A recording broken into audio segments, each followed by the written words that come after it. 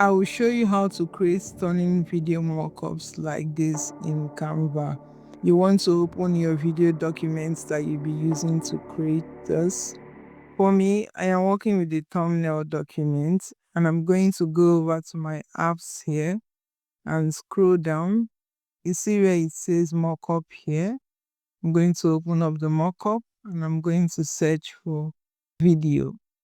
And you'll see a lot of video mockup that will come out.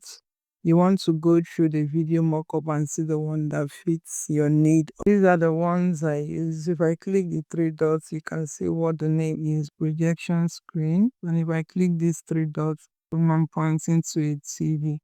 I'm going to select this one and I'll go to my uploads tab. I'll just tap on the image like this and drag it into the frame.